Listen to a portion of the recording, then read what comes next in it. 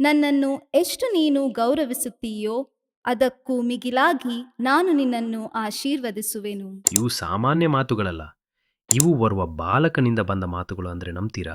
ಆ ಬಾಲಕನೇ ಸ್ಪೇನ್ ದೇಶದ ಪ್ರಾಗ್ ನಗರದ ಪವಾಡ ಸದೃಶ ಬಾಲ ಯೇಸು.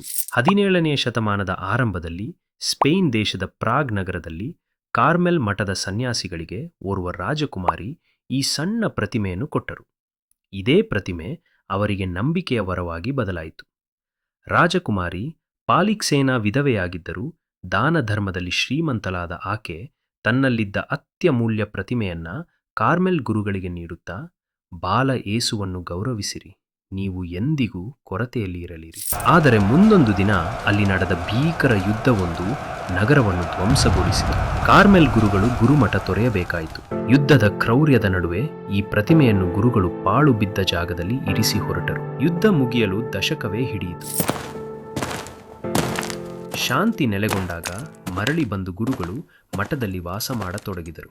ಆದರೆ ತಮ್ಮ ಮೇಲೆ ಅನೇಕ ಸಂಕಷ್ಟಗಳು ಮೈಮೇಲೆರಗಿದಾಗ ಧ್ಯಾನ ನಿರತ ಮಠಾಧೀಶರಾದ ವಂದನೀಯ ಸಿರಿಲ್ ಅವರಿಗೆ ಈ ಮಾತುಗಳು ಗೋಚರವಾದವು. ನನ್ನ ಮೇಲೆ ಕರುಣೆ ತೋರಿಸು, ನಾನು ನಿನಗೆ ಕರುಣೆ ತೋರಿಸುವೆ. ನನಗೆ ಕೈಗಳನ್ನು ಕೊಡು, ನಾನು ನಿನಗೆ ಶಾಂತಿ ನೀಡುವೆ.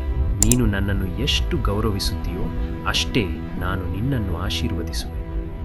ಆ ಸಂದರ್ಭದಲ್ಲಿ ಅವರಿಗೆ ಪಾಳು ಜಾಗದಲ್ಲಿ ಮರೆತ ಅನಾಥ ಪ್ರತಿಮೆಯ ನೆನಪಾಯಿತು. ತಕ್ಷಣವೇ ಹುಡುಕಿದಾಗ ಕೈ ಮುರಿದ ಬಾಲ ಯೇಸು ಕಂಡರು. ಆ ಮೂರ್ತಿಗೆ ಕೈಗಳಿರಲಿಲ್ಲ. ಬಹುಶಃ ದೇವರು ಮಾನವ ಕುಲವನ್ನು ಕೇಳುತ್ತಿದ್ದನು, ನೀವು ನನ್ನ ಕೈಗಳಾಗಿ.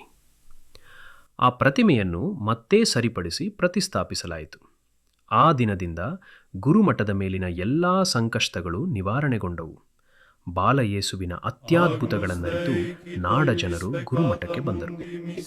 ಆಮೇಲೆ ಇದೇ ಪವಾಡ ಸದೃಶ ಬಾಲಯೇಸು ಜನರಲ್ಲಿ ಹೊಸ ಭರವಸೆ ಮೂಡಿಸಿದ. ಬಾಲಯೇಸು ಇಂದಿಗೂ ತಮ್ಮಲ್ಲಿ ನಂಬಿ ಬಂದವರನ್ನು ಹರಸದೇ ನಿರಾಶೆಗೊಳಿಸಲಾರ.